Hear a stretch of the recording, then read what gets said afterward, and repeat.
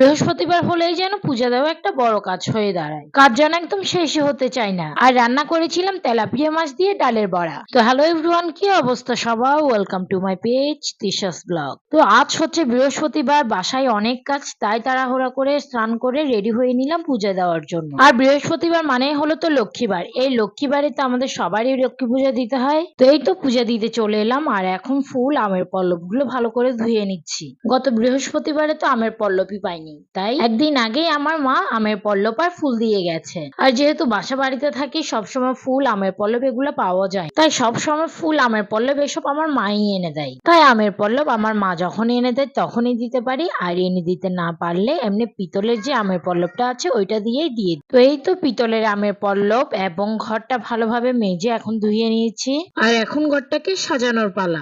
ঘটের মধ্যে একটু সিঁদুর দিয়ে নিলাম, আর আমের পল্লবে একটু সিঁদুর দিয়ে দিলাম। এরপরে ঘটের মধ্যে আমের পল্লব ফুল দিয়ে ভালোভাবে সাজিয়ে তারপর আসনে বসিয়ে দিব। আর বৃহস্পতিবারে যেহেতু মা লক্ষ্মীর ঘট পাল্টাতে হয়, পূজা দিতে অনেকক্ষণ সময় লেগে যায়। এই বৃহস্পতিবারের এই পূজা দিতে গিয়ে সারাদিনের অর্ধেকটা সময় এখানে পার করে ফেলি। এই তো পূজা দেওয়া কমপ্লিট, এখনই চলে যাব রান্নার দিকে, কারণ রান্নার অনেকটাই দেরি হয়ে গেছে। আর এই দেখুন রান্নার জন্য আলু কেটে নিচ্ছে, আর ওইখানে ভিতরে পড়ে গেল পচা। আসলে উপরে ফিটফাট ভিতরে সদরঘাট, এমন দশাই হয়েছে। তো কি আর করার, এই পচা আলু থেকে ভালোটুকু নিয়ে বাকিটুকু বাদ দিব।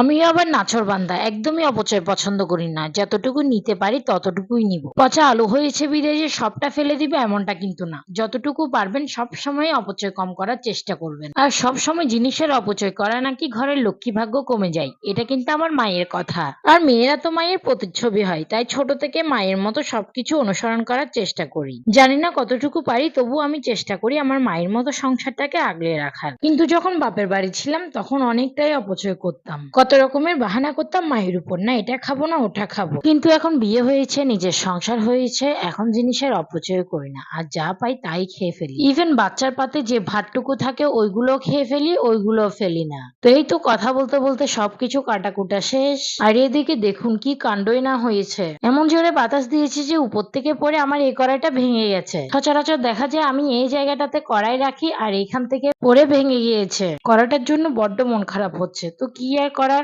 এখন চলে আসি রান্নার দিকে। এই তো আমি চাল টাল ধুয়ে একদম ভাত বসিয়ে দিয়েছি। এক চুলা ভাত হতে হতে অন্য চুলায় মাছটা বসিয়ে দিব। তো এইদিকে মাছটা রান্না করতে যাব, তখনই দেখি যে মাছটা কাটা নেই, আমারই কাটতে হবে। আসলে সচরাচর আমি মাছ কাটি না, আমার হাজবেন্ড কেটে দেয় বা বাজার থেকে কেটে আনে। তো কিভাবে কাটবো এটাই বুঝতে পারছিলাম না, অনেকক্ষণ লেগেছে আমার এটাই ভাবতে যে আমি কিভাবে কাটবো এই মাছটা। তো ভাবতে ভাবতে শেষ পর্যন্ত কেটেই ফেললাম মাছটা। আসলে সবকিছুর অভিজ্ঞতা থাকতে হয়, আজকে একটা নতুন ধরনের এক্সপিরিয়েন্স হলো। অনেকেই হয়তো বলতে পারে এখানে আবার নতুন ধরনের এক্সপিরিয়েন্স এর কি আছে, মাছ আবার কাটতে জানতে হয় নাকি? মাছ তো এমনিতে সবাই কাটতে জানে। আসলে ভাই জানতে হয়, সবকিছুই জানতে হয়, কারণ আমার হাজবেন্ড একটা অন্য রকমের মানুষ। সে আবার মাছ খুব বেশি ছোট কেটে ফেললে খেতে চায় না, নানান রকমের বাহানা করে। সে বলে এত ছোট করে কেন কেটেছো, এত বড় করে কেন কেটেছো, তুমি একটা মাছও কাটতে জানো না? তাই যার কাজ তাকে দিয়ে করায়, তার যেমন পছন্দ সে অনুযায়ী কাটুক। আমার আবার অত সমস্যা নেই, মাছ বড় হোক ছোট হোক খেয়ে নিতে পারলেই হলো। তো এই তো কথা বলতে বলতে মাছগুলা ধুয়ে নুন হলুদ দিয়ে ভাজতেও দিয়ে দিলাম। তো যেহেতু ভাজতে ফ্রাই প্যানে দিয়েছি, তাই সব মাছ একসাথে দিয়ে দিয়েছি।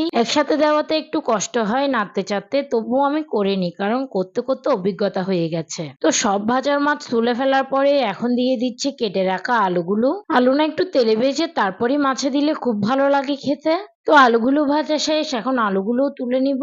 আসলে আজ রান্না করব তেলাপিয়া মাছ দিয়ে আলু টমেটো ডালের বড়া। আর ইসের বাবা না কয়েকদিন ধরে বলছিল যে ডালের বড়া দিয়ে মাছ রান্না করতে। আসলে সবসময় ডাল ভেজাতে দিতে মনে থাকে না, আর ছোট বাচ্চা নিয়ে ব্লেন্ডার করা তো একটু ঝামেলা লাগে, তাই আর করাও হচ্ছিল না। কিন্তু গতকাল তো সে একদম রেগেই গেছে। সে বলল কি রে, তোমাকে না কতদিন বলেছি ডালের বড়া দিয়ে মাছ রান্না করতে।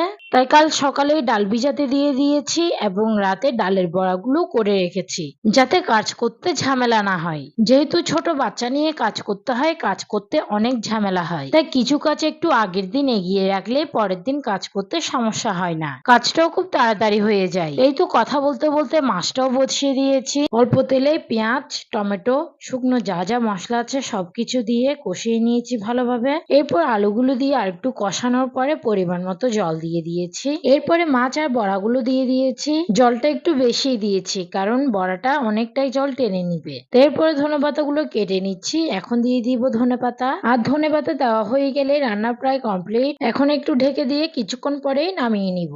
এই তো রান্না হয়ে গেছে, এখনই আমরা খেতে বসে যাব। তো কালকে রাতেরই অল্প ডাল ছিল, ডালগুলো দিয়ে খেয়ে নেওয়ার পরে মাছগুলো নিয়েছি। তো আজকের ভিডিও এইটুকু। ভালো লাগলে অবশ্যই লাইক, কমেন্ট এন্ড শেয়ার করবে আর ফলো দিয়ে অবশ্যই পাশে থাকবেন।